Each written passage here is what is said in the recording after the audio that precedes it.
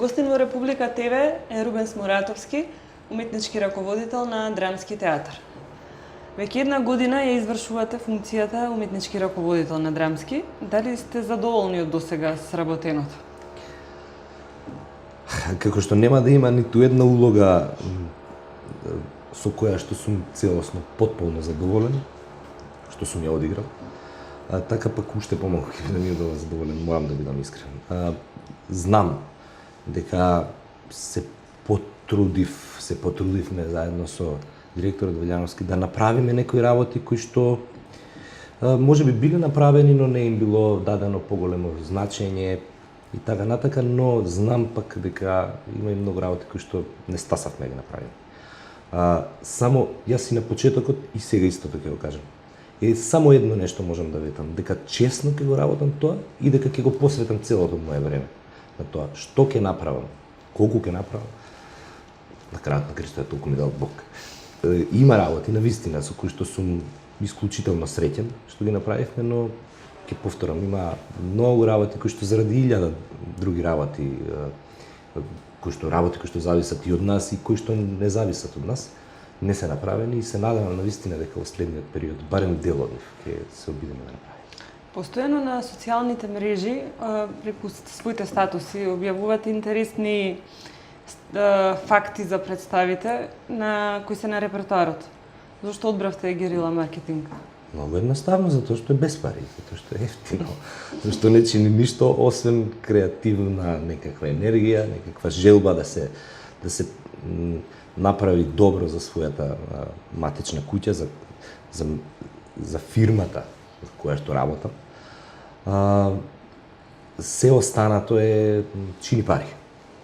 Јас уште еднаш морам да кажам на сите пресоди, сум го кажал тоа, дека навистина е огромна благодарноста кон сите медиуми кои што посветуваат внимание на мојата куќа, на сите театри, на уметноста воопшто, но јас пред се зборувам за мојата куќа, за Драмски театар. Но сепак за некои други работи требаат пари. Ова не чини пари, иако сметам дека дури и социјалните мрежи се веројатно исто или барем слично толку моќни како и печатените електронските медиуми. Го паметиме Драмски во убавите, сјајните денови на своето постоење, па дојде до едно спласнување, да речеме, што треба да се направи за да му се врати стариот сјај. Иако верувам дека вие како актер ќе речете не постои такво нешто. Јас не верувам дека сјајот на Драмски е загубен, напротив.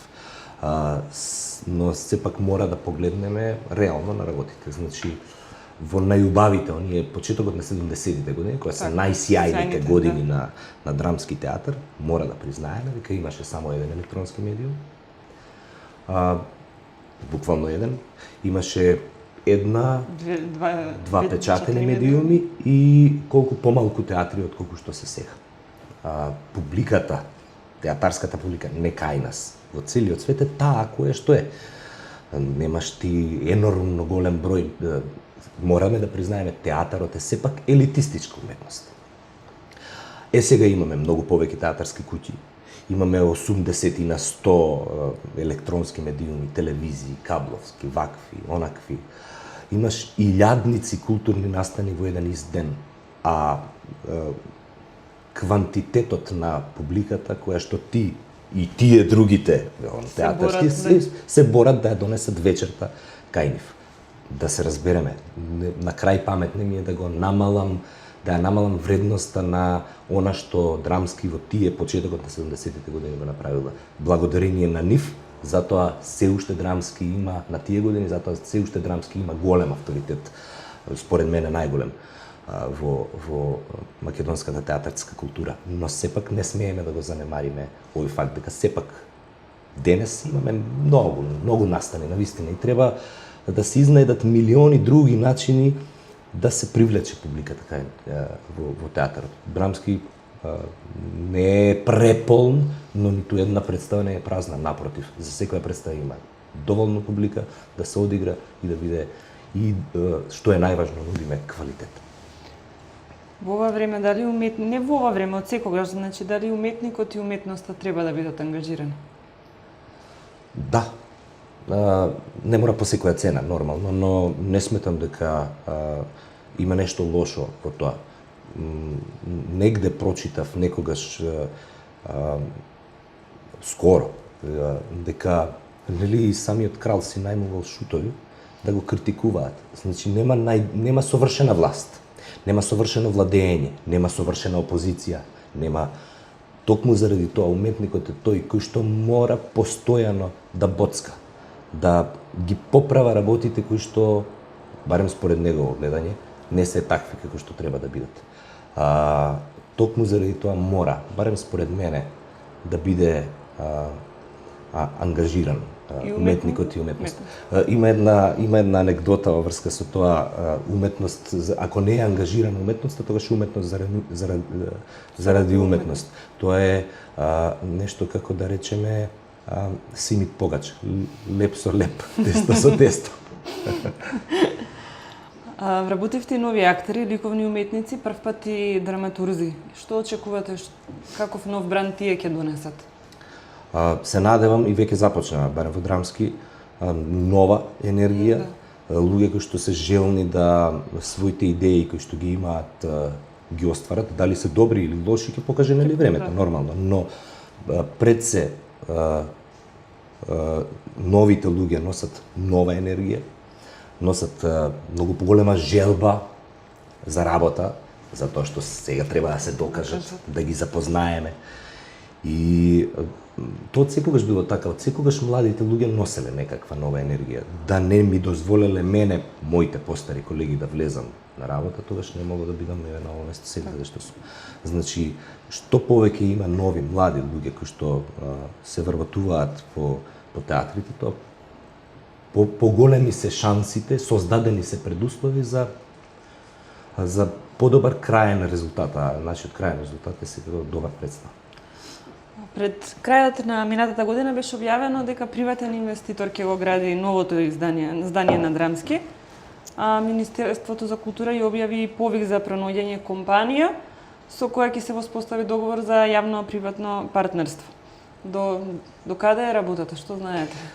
Јас знам многу малку генерално во врска со ова, заради тоа што со тие работи најмногу се бави директорот Роберт Велјановски. Знам само дека еднаш првиот повик за јавно-приватно партнерство пропадна, не се пријави никој. Во тек е или пред крај веќе е рокот за второто, тоа што некакви законски регулативи си има еднаш, два пати, 5 пати, 100 пати, не знам колку.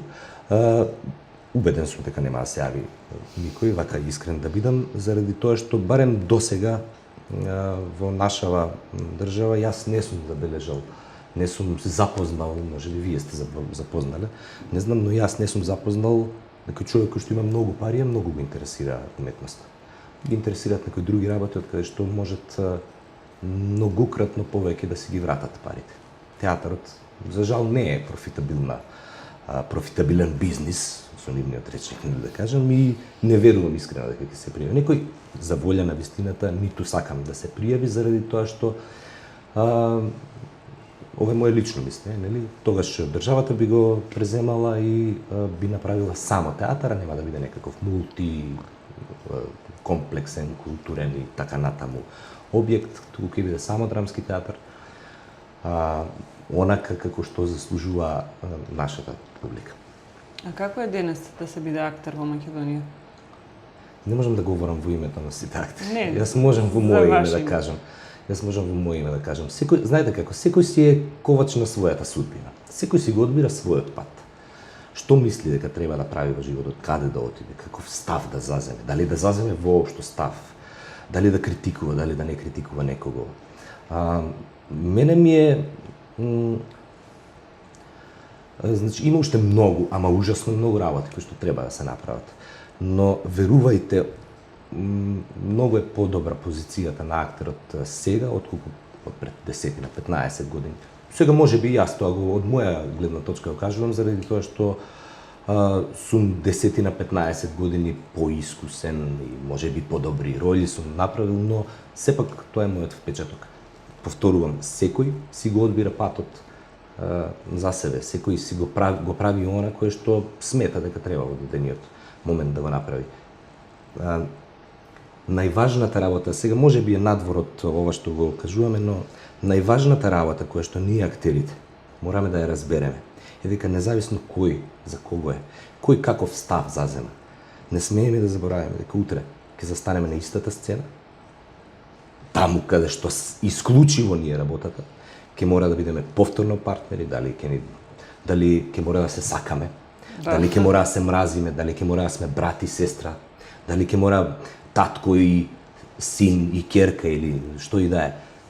Не сме никој од нас, актерите, да дозволи надворешниот живот, надвор од сцената е сето она што е надворешниот живот, да влие на нашата основна работа. Тоа е сцената. Актерот е најмоќен кога е на сцената. Јас најмногу можам да придонесам за мојата држава кога сум на сцена. Другото не го разбирам. Многу. Што подготвува Драмски за светскиот ден на театарот? Лани имавме цел месец намалени цени, на 27-ми на светскиот ден на театарот игравме маратон, цел ден игравме представи колку што ни 4, ако не се лажам, колку што ни дозволуваат техничките можности, затоа што во таков драмски како што е, техничките можности се прилично смалени. Овој пат месец, повторно ќе имаме месец на театар во март, со таа разлика што ќе има уште еден плюс исклучително значаен датум, а тоа е 4 март, на кој што се навршуваат 50 години од градењето на овој драмски, значи после објектот драмски, кој што е направен од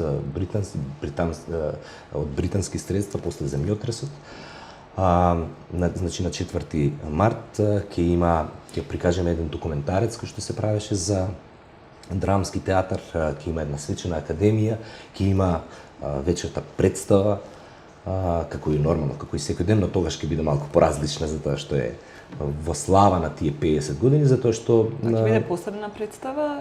Не, ќе биде представа од репертоарот на театарот, но ќе биде во знакот на тие 50 години, мора да признаете дека 50 години, каков таков театар, каква таква барака, стара за никаде, но сепак датум за одбележување. Секако е датум за одбележување. Следната година Драмски прави 70 години од основањето, од постоењето, значи тоа е 21 април, и тогаш ќе има нормално нешто посебно, но ова е датум кој што не би смееле да го промашиме.